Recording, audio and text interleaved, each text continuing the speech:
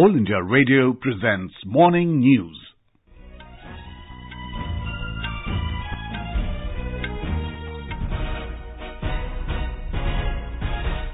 Good morning, I'm Sanjay Mattu. The headlines. BJP Central Election Committee meets in New Delhi to decide party candidates for Lok Sabha polls. First list likely to be out today. Election Commission bars political parties from releasing election manifestos in the last 48 hours before polling. External Affairs Minister Sushma Swaraj to be on a 2-day visit to the Maldives from today. Cyclone Idai hits Mozambique, Zimbabwe and Malawi. Nearly 150 killed, hundreds missing. In sports, Sai Praneeth storms into the final of Swiss Open Badminton tournament at Basel. And India bagged 70 medals in Special Olympics, including 18 golds at Abu Dhabi.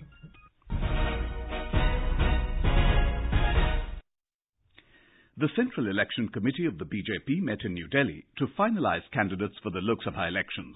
The meeting was presided over by Prime Minister Narendra Modi and Party President Amit Shah. Union Minister Sushma Swaraj, Rajnath Singh, Arun Jaitley and Kiran Rijiju were among those who attended the marathon meeting, which ended at 2 this morning. Amit Shah is likely to meet the core committee of the party today, after which the BJP is expected to announce its first list of candidates. Sources said the BJP Central Election Committee is likely to meet again tomorrow, by the 22nd of March, the party may announce the list of all candidates for the Lok Sabha elections. The Election Commission has barred political parties from releasing election manifestos in the last 48 hours before polling. In a statement, the Commission said it has now made the release of election manifestos a part of the Model Code of Conduct, which is a set of rules to be followed by parties after elections are announced. More from our correspondent. As of now, there was no rule on timing of release of manifestos. To maintain the sanctity of Section 126 of the Representation of the People Act, the poll body said the manifestos for both single and multi-phase elections cannot be released in the last 48 hours before polling in all phases. Section 126 of the Act embodies election silence, which prohibits any form of election campaign in the last 48 hours before polling. According to the Commission, the provision will be applicable and implemented as part of the Model Code of Conduct for all future elections. With Dipendra Kumar, this is Rita Srivastava, AIR News, Delhi. The Congress has released its fourth list of 27 candidates for the Lok Sabha elections. The names were approved by the Central Election Committee of the party in New Delhi yesterday. The list has 2 candidates from Arunachal Pradesh, 5 for Chhattisgarh, 12 for Kerala, 7 for Uttar Pradesh and 1 for Andaman and Nicobar Islands. Our Thiruvananthapuram correspondent reports that the party has renominated 3 of its sitting MPs but denied a ticket to sitting MP and former Union Minister K.V. Thomas from Ernakulam. The Congress has renominated former Union Ministers Shashi Tharoor and K. Suresh from Thiruvananthapuram and Mavelakara Lok Sabha seats and its MP from Patnamthitta, Anto Antony. The decision on Wayanad, Vadakara, Alapura and Attingal constituencies remain undecided and the final decision will be taken by the High Command. The BJP is also expected to announce its candidates for Kerala today. The ruling Left Democratic Front, which has already named its candidates, will begin booth-level campaign from today. With Shamila's report from Thiruvananthapuram, Swati Rakheja for AIR News. The YSR Congress Party has announced its candidates for 9 Lok Sabha seats in Andhra Pradesh. Party President Y.S. Jagan Mohan Reddy has once again fielded his cousin Y.S. Avinash Reddy from the Kadapa seat, which the latter won in 2014. Sitting MP P. Mithun Reddy will contest again from Rajampeta constituency. The remaining candidates are new. Elections to the 175-member Assembly and all 25 Lok Sabha seats are scheduled on April 11 in the first of the 7-phase Lok Sabha elections. In Jammu and Kashmir, special observers appointed by the Election Commission, Vinod Zutshi, Noor Muhammad and A.S. Gill, met State Chief Secretary B.V.R. Subramaniam, Home Secretary Charlene Kabra and Director General of Police Dilbagh Singh at Jammu yesterday. They held discussions on various administrative and security-related issues pertaining to the conduct of assembly elections in the state. In Assam, the district administrations are gearing up for a smooth conduct of polls in the state. Assam will witness 3 phases of polling for 14 seats. Bongaigaon Deputy Commissioner Adil Khan said some polling stations are being set up in the district which will be managed only by women. More from our correspondent. Bongaigaon Deputy Commissioner Adil Khan said All women polling stations are being set up to symbolize women empowerment and encourage their electoral participation. Training is being given to women polling personnel. Mr. Khan said there are 8 women polling stations and about 50 officers as sector presiding and polling officers will be engaged in the district. Manas Patim Sharma, AIR News, Guwahati. This is All India Radio giving you the news. For quick news updates, follow us on Twitter @AIR News Alerts. News Services Division of All India Radio will bring you a special live program, Janadesh 2019. On the developments related to the upcoming general elections 2019. Tune in to the FM Gold channel of AIR from 4:05 p.m. to 4:30 p.m. from Monday, 18th March, till the announcement of results to listen to this special program.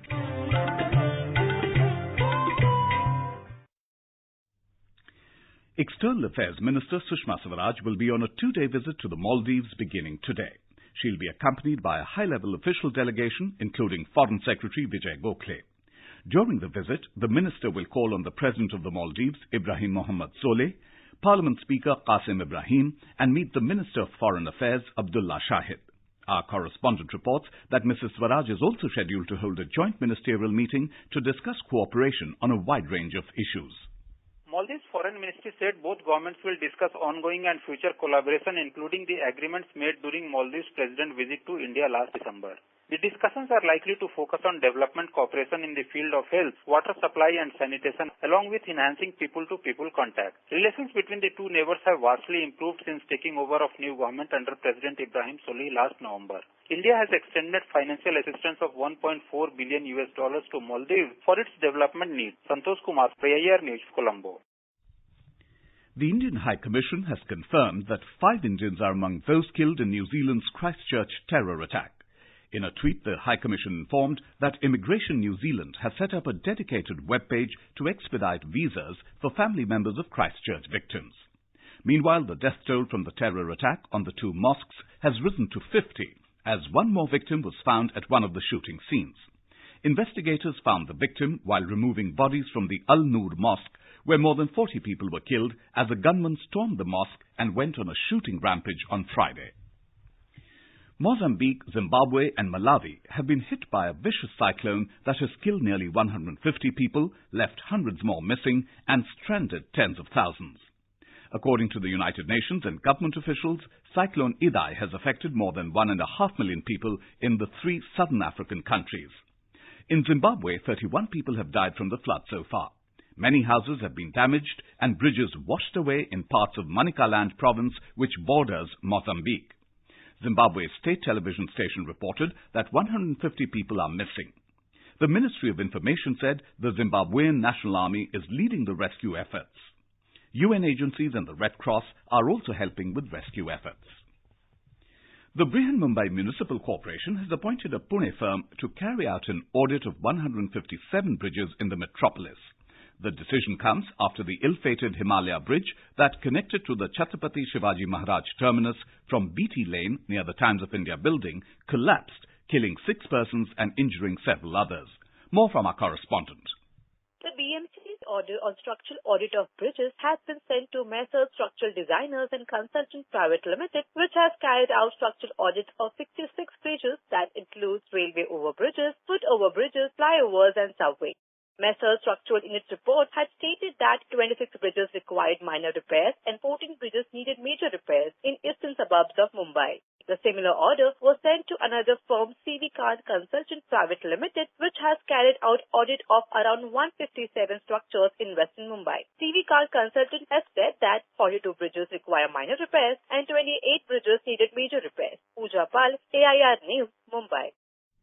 In Chhattisgarh, 2 Nakshals were arrested from Bijapur district yesterday. Police said that the 2 were identified as Mangesh, alias Hurra Maji, and Maji Chinna, and were held from the Ringavaya village under Bedre police station. According to a police official, security personnel were out on a search operation in the forests of Venar, Kodapalli and Ringavaya villages in Bedre when they received a tip-off on the presence of the 2 Nakshals. They were wanted in cases of murder and loot and have been absconding since 2007. On to sports news now. In badminton, Indian shuttler Sai Praneeth stormed into the final of the Swiss Open tournament at Basel last night. World number 22 Praneeth defeated world number 5 and reigning Olympic champion Cheng Long of China 21-18, 21-13 in the semi-final. Praneeth will now fight it out with top seed Chinese Shi Yuqi in the final today. In the Special Olympics, India have bagged 70 medals, including 18 gold, 22 silver and 30 bronze so far at Abu Dhabi. On the second day yesterday, Team Bharat clinched a whopping 55 medals, including 14 gold. A report. Special Olympics World Games is a sporting event for the people of determination. Competitions are based on the idea that athletes of all abilities should be given an equal chance, whether it is a personal best or a gold medal. Manali Manoj Shelke, 19-year-old from Maharashtra, was a shining example. In powerlifting, she won the hearts of the audience. Amanjot Singh won gold in the squat contest after lifting 395 kgs, while Abhilash bagged 3 gold in different categories. The other medals were clinched across roller skating. Kanchan Prasad, AIR News, Dubai. The cyclists fetched 2 yellow medals, while the judokas brought in 2 more gold medals.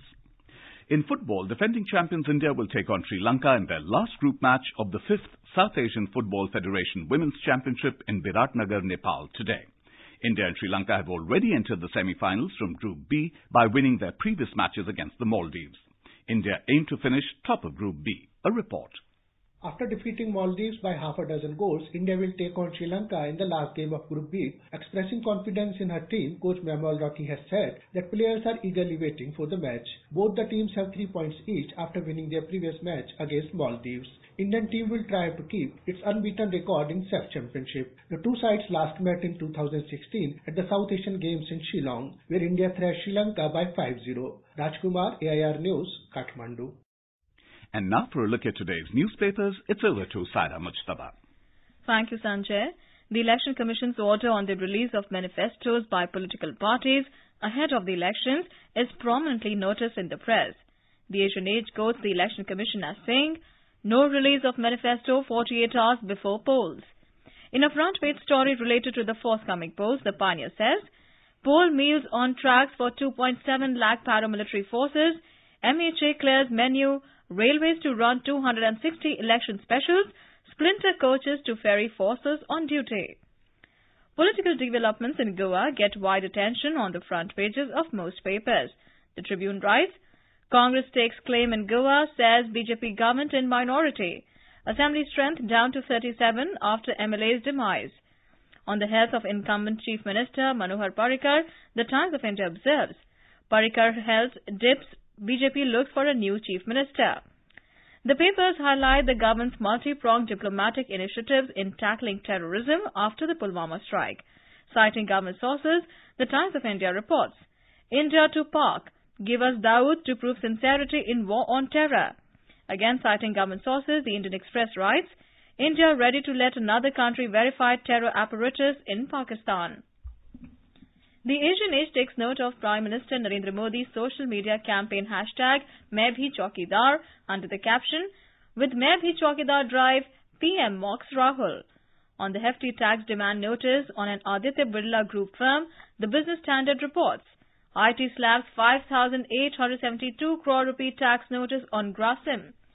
And finally, all MBA aspirants listen in. The Times of India writes, "In a first, IIM Ahmedabad students get MBA degrees.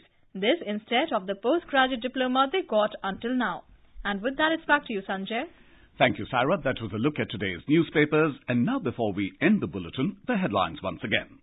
BJP Central Election Committee meets in New Delhi to decide party candidates for Lok Sabha polls. First list likely to be out today. Election Commission bars political parties from releasing election manifestos in the last 48 hours before polling. External Affairs Minister Sushma Swaraj to be on a 2-day visit to the Maldives from today. Cyclone Idai hits Mozambique, Zimbabwe and Malawi, nearly 150 killed, hundreds missing. In sports, Sai Praneeth storms into the final of Swiss Open Badminton tournament at Basel, and India bags 70 medals in Special Olympics, including 18 golds at Abu Dhabi. And for details of these stories and more, log on to our website, newsonair.nic.in. With that, we end the morning news. Have a nice day.